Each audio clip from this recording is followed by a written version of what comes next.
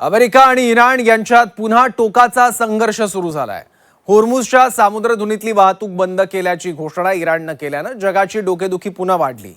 या घोषणेनंतर अमेरिकेनं इराणवर आक्रमक हल्ले सुरू केले आहेत। अमेरिकेच्या हल्ल्यांना उत्तर म्हणून इराणनं इतर देशांमधल्या अमेरिकेच्या लष्करी स्थळांना लक्ष्य केलंय। पाहूयात।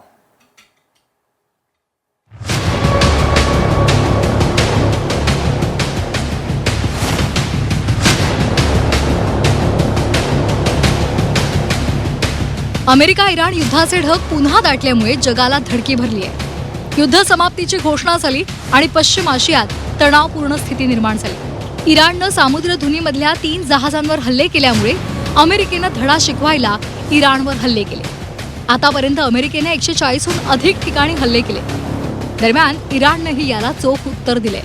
इराणची इच्छा आहे की या सर्व जहाजांनी इराणच्या कोस्टल एरियामधून म्हणजेच त्यांच्या टेरिटोरियल वॉटरमधून सागरी हद्दीमधून त्या ठिकाणी जावं आणि जहाजांनी जर या होर्मुझच्या सामुद्रधुनीच्या दक्षिणेला असणाऱ्या ओमानच्या सागरी हद्दीमधून जाण्याचा प्रयत्न केला तर त्यावर हल्ला करण्याचा प्रयत्न, त्याचबरोबर वॉर्निंग शॉट्स फायर करण्याचा प्रयत्न हा मागच्या काही दिवसांमध्ये इराणच्या IRGCने केलेला आहे। मुळातच होर्मुझच्या सामुद्रधुनीवर पूर्णतः वर्चस्व प्रस्थापित करणं हाच मुख्य उद्देश लक्षात घेऊन अशा प्रकारे होर्मुझची सामुद्रधुनी पूर्णतः चोक करण्याचा, बंद करण्याचा निर्णय इराणच्या IRGCने घेतलेला आहे। या मागच्या काही दिवसातल्या घटनांमुळेच $70 प्रति बॅरल पर्यंत खाली आलेल्या तेलाच्या किमती आंतरराष्ट्रीय बाजारांमध्ये पुन्हा एकदा $78 प्रति बॅरल पर्यंत पोहोचलेल्या आहेत। इराणनं बहारीन, कुवेत, कतार, जॉर्डन आणि ओमान या देशांवर हल्ले केले। या हल्ल्यांमध्ये जॉर्डनमधला नियंत्रण कक्ष, ड्रोन ठेवण्याचं ठिकाण, कुवेतमधलं अमेरिकेचं रडार केंद्र,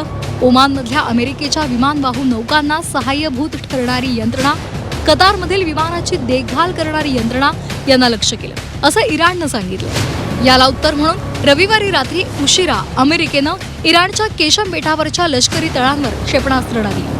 इराणच्या हद्दीपासून साधारणतः 11,000 किलोमीटर दूर असणाऱ्या अमेरिकेवर प्रत्यक्षरित्या हल्ला करू शकत नाही हे लक्षात घेऊनच आपल्याकडे असणाऱ्या मिसाईल्स त्याचबरोबर ड्रोनच्या मदतीनं अमेरिकेला मदत करणाऱ्या आखातामधल्या देशांच्या विरुद्ध इराण हा वेगवेगळ्या प्रकारचे हवाई हल्ले त्या ठिकाणी करतोय। कुवेत, बहरीन, जॉर्डन, कतर यांच्या विरुद्ध जबरदस्त हल्ले मागच्या काही तासांमध्ये इराणच्या ड्रोन त्याचबरोबर मिसाईलच्या माध्यमातून केलेले आहे आणि याचमुळे या देशांनी आपली हवाई हद्द बंद केलेली आहे। एकूणच अमेरिकेला मदत करणाऱ्या सर्वच मित्र राष्ट्रांविरुद्ध आम्ही तुटून पडू अशी सरळ धमकी ही इराणनं या आखाती देशांना दिलेली आहे। पुन्हा एकदा सुरू झालेला संघर्ष किती दिवस सुरू राहील या विचारानं जगातले सगळेच देश चिंतेत पडले। तेल बाजारात अस्थिरता अधिक काळ राहिली तर जगाच्या अर्थव्यवस्थेवरही गंभीर परिणाम होतील। त्यामुळे आता अमेरिका आणि इराणला समजावण्यासाठी जागतिक स्तरावर काही पावलं उचलली जातात का हे पाहणं महत्त्वाचं आहे। ब्युरो रिपोर्ट, झी 24 तास।